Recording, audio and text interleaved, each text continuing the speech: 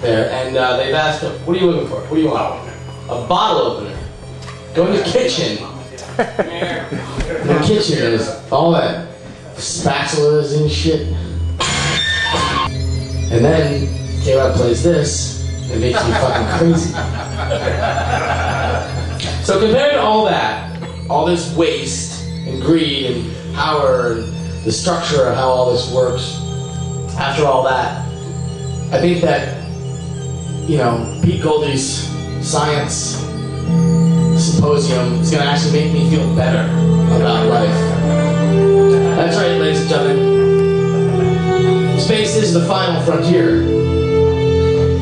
And this will be the monologue of Pete Goldie, whose 5-minute mission about the nether regions to boldly dictate and pontificate. Ladies and gentlemen, Pete Goldie. Hi, Chicken. Hi, Pete.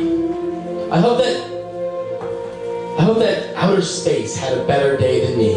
I hope that things made sense, that they beamed data from satellites back onto us, that made sense, quantifiable sense, that to make them be able to move forward to, you know, towards destinations that are clearly marked, that will benefit, you know, mankind. Is that what happened today in outer space, Pete? I have a NASA bookmark for everyone in the audience. Yay! Including you, Chicken John, moderator of the Ask Dr. Hal show. There you go. Oh, okay. And people are tired of our bullshit already after 13 years. Really? What we have is the moon, but there's something else going on in this picture. Can anybody with their eagle eyes see what's going on here? There's a speck somewhere. That's right, speck, speck, speck, speck. You got it. You're really picking up on CSI. You're picking up on this NASA stuff too. Dust and specks, and those 4 specks you see. That's let me guess. Those are potentially things of interest. Go on. That could possibly be either smears and or scrapes or clusters of some material as of yet unknown. Have you realized that because we can't focus your projector, everything is a smear or a smudge? I got that projector for free. Okay. The Lunar Reconnaissance Orbiter took yet another photograph of the moon. Why not? It's orbiting the moon. Makes sense. It took a picture of this insignificant crater called West Crater. Who cares? But near here is where man first landed on the moon. Allegedly landed on the moon. Right. Yeah. Allegedly. But I wanted you to notice. Now, if you know the history of the lunar landings, Alleged lunar landing. The very first time that man landed Allegedly on the moon, Neil Armstrong actually had to wrestle the controls away from the flight computer that was landing the Eagle lander because it was about to land in a field of boulders that no one had seen in the reconnaissance photos that they had taken up to that point, which was before July 19, 1969. And now we have this nice high-resolution but slightly out-of-focus picture of the West Crater, and this is the field of boulders that they almost landed in.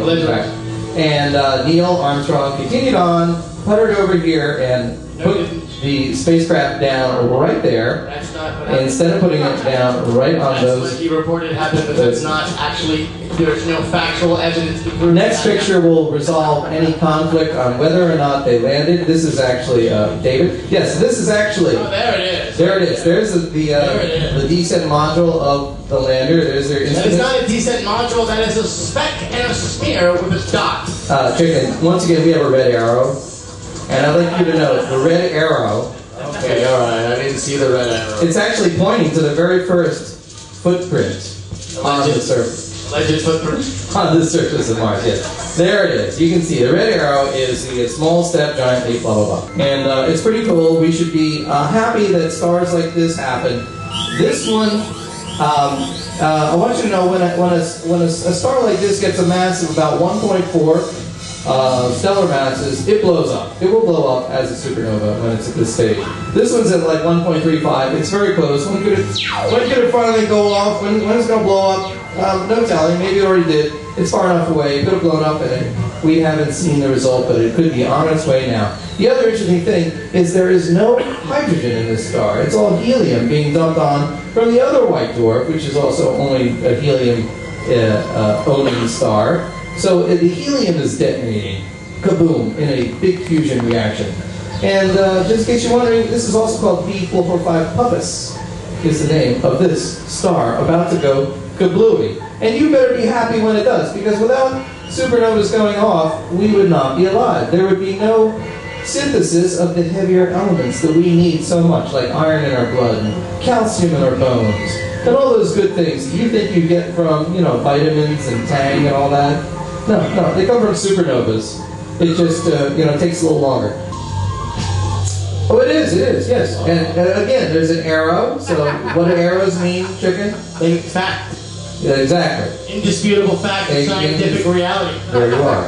Without the arrow, it would not be real. And it's in fact real. This is also another trans-Neptunian object. This is, I've had trouble with this word. Kwayaor. Kwayaor is the moon. What are you saying? Kwayaor. I hope Hal will correct me when he has an Why are you saying Quar? Kwayaor is the name of that moon there. That's the name of the moon? It actually has an orbit not that different from Pluto, asteroid 134340. Yeah. But the reason... Did you really memorize the number of the new name of Pluto, really? A couple of years ago when they renamed it. How did you do that? Did you just say it over and over again into a mirror drinking scotch? Yeah. Isn't that how everyone's... It's a weird image. I don't know how that came into my head. They found there's a moon of Kwayaor, and they have officially named the moon of Kwayaor, and that moon is called Waywat. These are the orbits. Here is actually this highly eccentric and tilted orbit here. That's Pluto, and the red one with a Q, that's Kwayaor. Yeah, you might notice it appears as if there's two opportunities in each orbit to collide of Pluto and... Wow! And, how do you say that? Almost always! Whoa! Yeah, and of course everything, where we live within the green smear there. Earth, Venus, Mercury, the rocky planets. So it's going to hit eventually, someday. No, not at all. They'll never hit. They're actually tilted, so it's just an illusion. I just want you to know, though, that Kwayaor was named for the Tongva people. And they chose the moon name of Waywat. Waywat. And Waywat in Tongva mythology, Waywat was created by Kwayaor, which is also in Tongva mythology. I have no idea if these people even exist on our planet, but they somehow are naming our moon. The next image is going to show you the relative sizes of all the minor trans-Neptunian planets we were just talking about. I knew this is... What? Yeah, come on. Why? Why is everyone all concentrated just on asteroid 134340 here, making sure that's a planet? Why not these other guys, including, what's that one? Kwayaor. Yeah, you're all doing good with it. There's a few more to be named, as you can see. These lack names, and not only does that move... Look at the shape on that one. Hold on, wait a second now. Yeah. Varuna gets a name. Yeah. These are real names. But Pluto gets demoted to a number?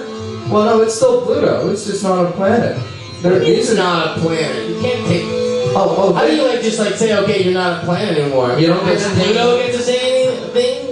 I think I'll move on to the next slide. Yes, we have to pick up and clean up all this space stuff left alone. Now, it was Monday night was a Leonid meteor shower, and wait a minute. I've felt this before. The science thing fails to impress. Can't put my finger on what I'm thinking of. There's something that has to do with outer space that's not impressive. Well, as you read that headline, I'd like to read from you a quote from the Facebook event page for the 2009 Leonids. It says, "Be sure to get out. This will be the best experience of your lifetime, or once-in-a-lifetime opportunity." Cool. Once again, Facebook has let us in on an event that has failed to impress. Womp womp. Yeah, I thought that. And some things should fail to impress, and instead they impress. Like what? Do you know that Time Magazine, their #1 with a bullet invention of the year was NASA's Ares rocket? Do you know that? And I happen to It's not show an invention. That's a very good point. But Time Magazine declared the NASA Ares rocket, the one that was launched about 2 weeks ago. But that's not an invention, like a new apple peeler. It's worse. Slices and dices. It's even worse than that.